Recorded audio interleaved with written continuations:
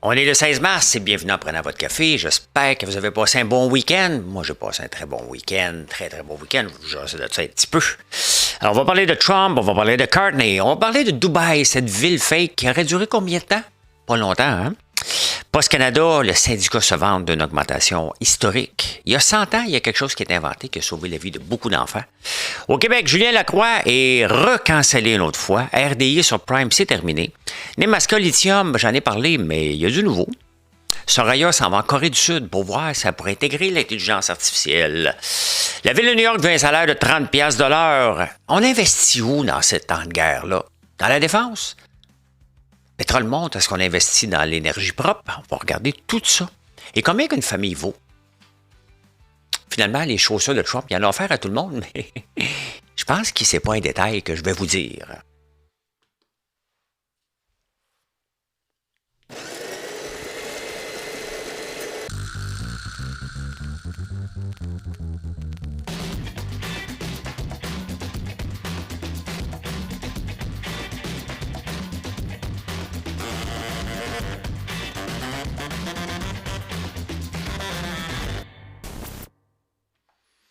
J'ai eu une fin de semaine différente des autres fins de semaine parce que samedi, j'étais à la campagne en train de faire des réparations un peu partout. Donc, dans l'érablière pour réparer une pompe dans une station de pompage, au lieu de faire venir quelqu'un qui coûte cher, c'est normal, il faut payer le déplacement. Et on l'a fait à trois, mon frère, mon beau-frère et moi. Ça a bien été. On a pris de l'assurance pour les prochaines fois parce que ça va arriver encore d'autres fois, puis c'est ça. Hein? Maintenant, je sais comment le changer et ça va vous permettre d'économiser parce que ça coûte cher faire déplacer des gens. Tu sais, ça va vite dans le temps des cycles. On peut facilement dépenser 10, 15, 20 000 piastres à faire déplacer des spécialistes quand il y a quelque chose qui brise ou quelque chose comme ça. Donc, si on peut s'arranger tout seul, ben, pourquoi pas? Pourquoi pas? Ah ben tiens, la guerre a toujours lieu, hein? Même si on ne peut pas l'appeler tout à fait une guerre, on le sait que c'est une guerre, et Trump a décidé de demander à ses amis, ses alliés, pouvez-vous venir m'aider? Tous ceux qui ont taxé, là. Et son conseil de paix à 1 milliard, il est où, lui? Tu sais, la gang de pays là, qu'on n'a jamais entendu parler, là. Que dans un Scrabble, quelqu'un dit hey, comment ça se fait que tu connais ce pays-là? Qui ont payé 1 milliard leur ticket pour leur conseil de paix. Il est mal pris, là. Il est mal pris. Il n'a pas encore officiellement demandé au Canada, par contre. Pas officiellement. J'ai hâte de voir quand il va le demander qu'est-ce que Mark Gardner va dire. Hein? Quel être spectaculaire. C'est pas dans le bon sens. C'est pas dans le bon sens. En parlant de Carney, il va avoir la majorité.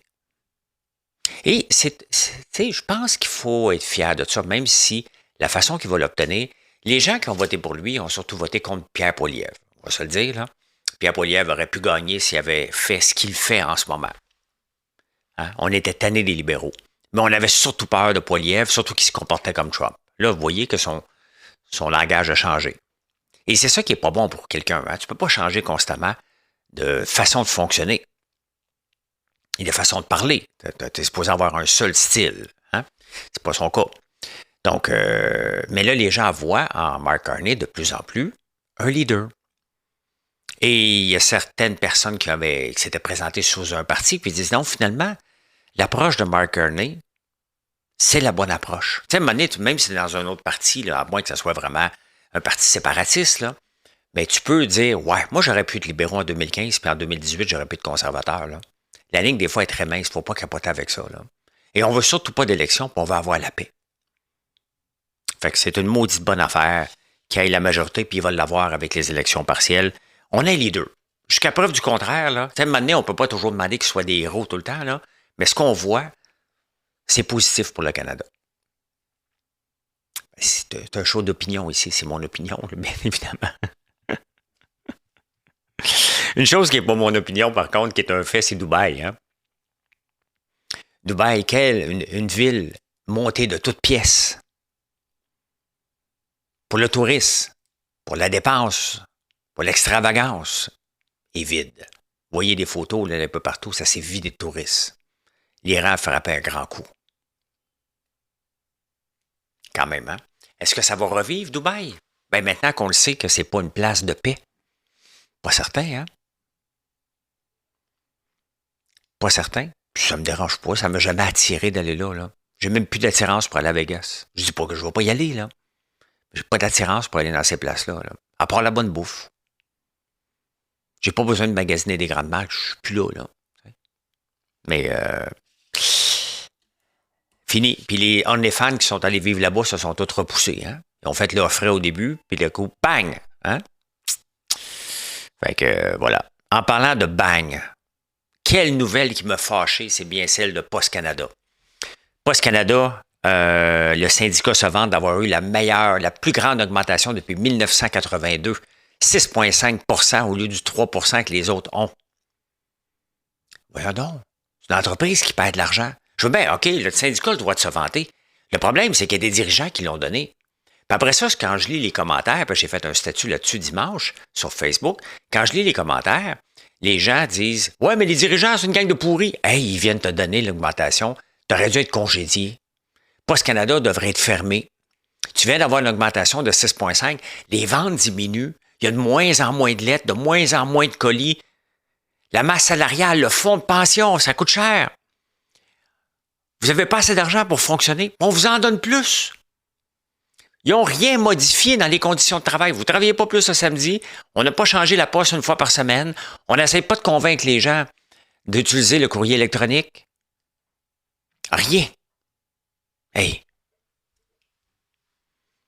On est mal géré. J'ai perdu espoir un peu que le Canada peut devenir à un moment donné un pays prospère. Sincèrement, cette nouvelle-là m'a fait réaliser que on est juste bon pour chialer. Moi, chialé toute ma vie parce qu'il faut quand même le mentionner que ça n'a pas de bon sens. Pas qu'il ne méritait pas, vous comprenez très bien, là. Hein? Tout le monde mérite une augmentation de salaire. Mais dans une entreprise déficitaire qu'il faudrait fermer, ben la réponse est non. Ben oui, ils vont perdre leur job. Ben oui, mais à un moment donné, allez voir le Danemark. Ben, c'est pas aussi grand. Même maudite affaire. Les personnes âgées, là, ils payent 5$ puis ils ont des ordinateurs. Mon père avait un téléphone cellulaire. Puis il textait jusqu'à sa mort. On y a enlevé 6 mois avant parce qu'il appelait la police, là, parce qu'il faisait de la démence. Mais autrement, il a texté jusqu'à sa mort. Là. Faut arrêter, là. Ils sont pas une gang d'arriérés, là, nos personnes âgées. Là. Puis ceux qui sont vraiment incapables de tenir un téléphone dans leurs mains sont peut-être pas conscients qu'ils ont une lettre envoyée. Là. Tu sais, à un moment donné, il faut arrêter de capoter. Là. Puis nos personnes âgées qui s'en viennent vont être de plus en plus apte à utiliser la techno aussi. Là, il y a 100 ans, une très bonne nouvelle. Hein? Des fois, il faut regarder qu'est-ce qui s'est passé puis pourquoi. Hein? Dans la pasteurisation du lait. Il y avait un enfant sur 4 qui mourait il y a 100 ans avant la pasteurisation du lait. Ils ont été obligés de rendre ça obligatoire. C'est quand même spécial que des compagnies ont attendu l'obligation de la pasteurisation. Quand même, hein? En mars 2026, la pasteurisation est obligée de devenir obligatoire. Tu n'es pas obligé d'attendre. Hein? Même aujourd'hui, on voit des règles. On peut être proactif. Comme ça. Au Québec.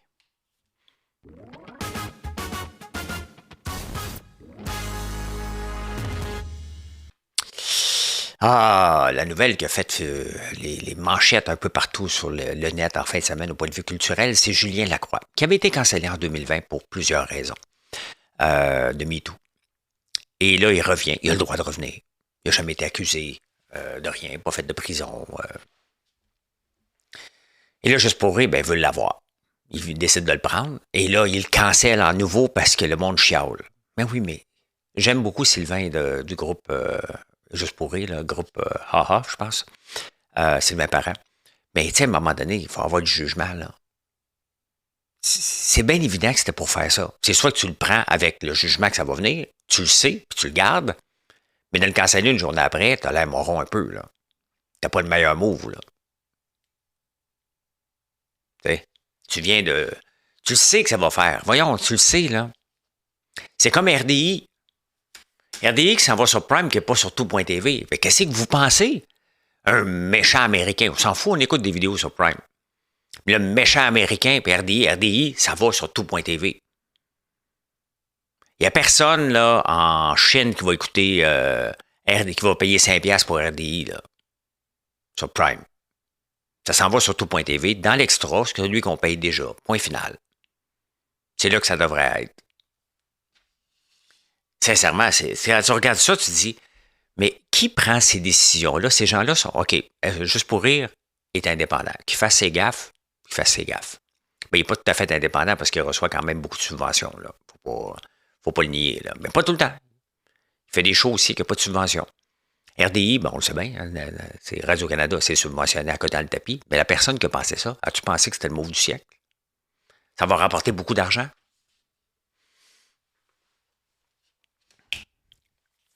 Regardez la prochaine nouvelle, Nemaska Lithium que j'ai parlé. On a mis 1,2 milliard là-dedans. On est quelle date aujourd'hui? On est le 16 mars. Le 18 mars, même pas un mois, parce qu'il y a 2 jours de moins en février, n'oubliez pas, là. Le gouvernement pompait 275 millions. T'as pas si tu mets ça? Oui, on a fait un chèque de 275 millions le 18 février à Nemaska Lithium. Ils sont à l'arrêt aujourd'hui. Post Canada, Nemaska Lithium, RDI, c'est tous nos dirigeants. Toutes des décisions parce qu'on a des ministres incompétents, des sous-ministres incompétents, tous des gens qui ne sont pas capables de prendre des décisions. Ils ne veulent pas être ceux qui vont tirer à la plug sa filière batterie, fait qu'ils donnent de l'argent. C'est notre ministre, notre futur premier ministre, Christine Fréchette, qui est responsable de ça. 275 millions, pitch aux poubelles. Même pas un mois. Ça nous amène à parler du salaire des ministres. Est-ce que tous les ministres, est-ce que le ministre des Sports devrait avoir le même salaire que le ministre de l'Économie? Maintenant, elle doit être compétente. Là, Christine Fréchette ne nous montre pas sa compétence. Elle est dans le même lot que Fitzgibbon. Mais tout le monde a le même salaire. On s'entend que ce n'est pas les mêmes responsabilités. Le ministre des Finances du Canada là, devrait avoir le même salaire que le ministre des Affaires municipales, mettons. Je sais pas, là, j'essaie de pas de faire de faux pas. Je pensais. Mais non. Il devrait avoir des salaires selon la compétence et la complexité du poste. Là. Ça n'arrivera jamais, mais c'est ça qu'on devrait faire pareil.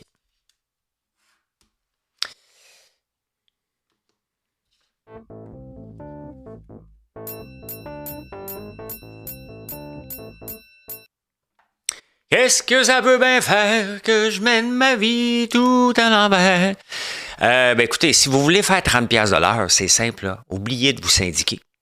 Vous syndiquez, moi, vous faites de l'argent. Tout j'ai chier, moi, avec 23$ de l'heure d'un boss profiteur. J'ai lu des commentaires sur Post Canada, c'est épouvantable. La ville de New York veut avoir un salaire horaire de 30$ de l'heure. Fait que quand tu vas marcher dans la rue, tu vas voir un petit stand là, de hot dog. Là. Ça se peut, tu le payer. 12-15$ ton petit hot dog, parce qu'à un moment donné, ça se paye. Là. Vous voyez la gauche, comment elle est déconnectée? Ils veulent taxer les riches. Ils veulent tuer l'essence même de New York, Wall Street. La richesse. C'est ça, New York aussi. C'est pas en montant les salaires. Les plus riches vont être capables de payer. C'est les plus pauvres qui ne seront pas capables. C'est spécial comment ça passe, un gauchiste. Hein? J'ai hâte de voir. Là, ici, ça va reprendre ça. Là. C'est comme si Montréal était New York. Là. Si on veut que Montréal soit New York, continuons comme ça. En n'émettant pas de permis, ma maison va valoir 90 millions. Là, allons-y all-in. Là. Ce ne sont pas les hypocrites. Mais Soraya est bonne. Soraya est bonne. Et d'ailleurs, j'ai oublié de parler de Soraya dans l'autre. Je suis allé trop vite. Soraya veut aller, s'en va en Corée du Sud. Pas de problème. Sauf qu'elle veut voir comment qu'après. Une des choses qu'elle veut voir, c'est à Séoul, comment ils ont été intégré l'intelligence artificielle. Je vous rappelle que les conventions collectives de Montréal ont des clauses pour ne pas remplacer un job par une technologie. Elle va être mal prise en maudit, hein? Une feuille Excel par un chat GPT, là. Voilà. Hey, on va aller, la bourse était fermée en fin de semaine, bien évidemment, mais on va aller voir quand même 2 choses que je vous parle régulièrement, puis d'une autre affaire que je vous parle, que je ne vous ai jamais parlé. Première étape, avec tout ce qui se passe, est-ce qu'on investit dans la défense? De 254 à 229. Est-ce que c'est le temps de dire, hey, les compagnies vont acheter, là, ils vont acheter des munitions, il y a une guerre. Les pays vont devoir, Dubaï va falloir qu'ils s'arment plus, le Bahreïn. Nous autres ici, on est en train de s'armer. Tout le monde va s'armer, donc techniquement, il y a peut-être une opportunité. Je ne vous fais pas de recommandations. J'analyse comme vous. Je regarde le RSI qui est bas en ce moment. Donc, techniquement, tant qu'il n'a pas dépassé le 40, il n'est pas dans un signal d'achat. C'est difficile à voir, mais si vous connaissez le RSI, essayez d'apprendre, je ne sais pas, c'est un indice parmi les autres, là, parmi tant d'autres, mais peut-être que ce n'est pas encore le moment. Le momentum n'est pas encore relancé. Il ne faut pas oublier que les gens vont commencer à paniquer. Là. Ceux qui sont habitués d'être dans le marché, moi, j'ai été voir mes placements. Ça commence à faire mal un peu. Je panique pas. Moi, est encore là. Je vends rien. J'aime pas ça, mais je vends rien. Il y en a qui vont dire j'ai assez perdu parce que j'ai pas besoin de cet argent-là à court terme. Et c'est ça qu'on doit faire avec des placements. Ne pas en avoir besoin à court terme. Si tu en as besoin à court terme, tu sais que tu as un achat qui s'en vient, tu es obligé de vendre. Tu vas prendre moins de profit ou tu vas prendre de la perte. Tu vas dire ouais, ça n'a pas marché. Ah, maudite bourse. Ben oui, mais c'est sur le long terme. Donc, il y a peut-être une occasion, sauf que j'attendrai que le RSI soit 40. On va le regarder parce que j'en parle régulièrement. L'autre chose qui est intéressante, parce que là, le pétrole vaut cher. Donc, il y a USO qui est ici, qui a fait tout un bond, le ETF USO. Mais en même temps, regardez, ça ne marche pas trop, là, mais en 2009, le ETF iShares Global Clean Energy, on pensait qu'en 2009, le pétrole était fini. Hein? Loin d'être le cas, on est conscient. Donc, ça avait monté en flèche toutes les compagnies de Clean Energy, donc le solaire. Mais si on regarde dernièrement, depuis février 2025, ben on passe de 10 à 18. Donc, si on regarde sur 3 mois, excusez-moi, de 16 à 18, c'est peut-être le moment des Clean Energy en ce moment. Donc, les panneaux solaires, tout ça, les hydroliennes, les hygroliennes, à peu près tout ce qui rentre là-dedans. Je n'ai pas été voir toutes les compagnies qu'il y a là-dedans, je voulais juste vous le présenter. C'est ICLN si ça vous intéresse. Donc, je vais le suivre. Comme je vous dis, moi, je ne fais plus de placement, là. Hein? Je vis de mes dividendes, puis je réinvestis une partie de mes dividendes, mais je n'ai pas de nouvelle entrée d'argent parce que je ne vends plus de compagnie comme avant. Puis ma compagnie François Lambert.one, tout l'argent est réinvesti dans la compagnie pour soutenir la croissance et la modernisation. Donc, je n'ai pas de rentrée d'argent, donc je ne suis pas acheteur. Tu sais? Mais je suis intéressé à regarder. Ah ah! Québec solidaire, vous vous souvenez, Gabriel Nadeau-Dubois avait dit que tout le monde qui a une maison d'1 million va être imposé si tu veux une valeur d'1 million. Ben, il imposerait tout le Canada au complet. Une famille, maintenant, household, donc une famille dans une maison, a une valeur de 1,07 million. 500 000 pour la maison, à peu près, et de valeur nette, parce qu'il y a une dette, bien entendu, hein, contre l'hypothèque, il faut que tu calcules ça pour calculer la valeur nette. Le reste, c'est des placements, des assurances vie, puis une couple de petits cossins. Là. Donc, il voulait taxer, Québec solidaire voulait taxer et les placements et les maisons. Vous valez tous 1 million maintenant. Ben, pas tout le monde, là. Mais la moyenne, ça veut dire qu'il y en a qui valent beaucoup plus, hein, d'autres un peu moins. Mais la moyenne, ça veut dire qu'il y a 40 millions de personnes. Si on regarde à l'échelle, si on voulait taxer la valeur nette de plus d'1 million, tout le Canada paierait. Donc, mettre une taxe. Point final. Bien, cette semaine, ça va être spécial à regarder les marchés. Parce que c'est justement, là, ça fait 3 semaines, ça va faire 3 semaines que ça dure. Qu'est-ce qui se passe? Les gens qui ont été patients 1 semaine, 2 semaines, puis qui voient leur placement descendre de plus en plus. Ça peut s'accélérer. Là. Il va peut-être avoir des marges qui vont être appelées, ceux qui ont été plus risqués. Donc, cette semaine, j'ai hâte de voir. Je n'ai pas de prédiction comme vous. Là. J'en ai pas parce que ça dépend si le canal d'Ormuz va être ouvert. Ça dépend comment Trump va réagir. Ça dépend s'il va y avoir de nouvelles mesures pour faire descendre le prix du pétrole. On ne le sait pas. On ne le sait pas. Mais si ça continue comme les 2 dernières semaines, la panique va s'embarquer dans ceux qui sont moins habitués de vivre des moments comme ça.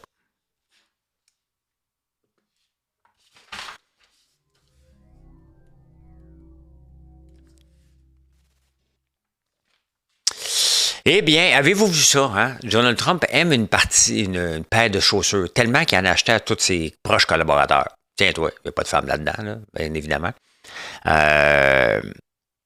Sauf que j'oublie le nom de la compagnie, mais c'est pas grave. Sauf qu'il a oublié quelque chose.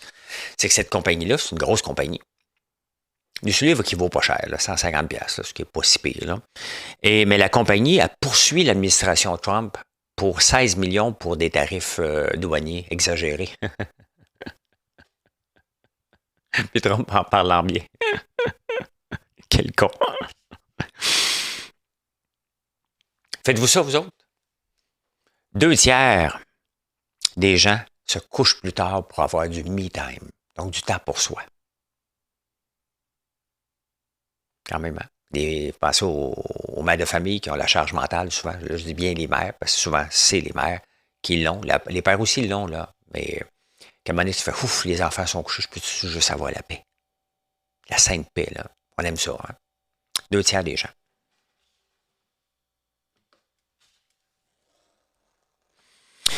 Ben voilà!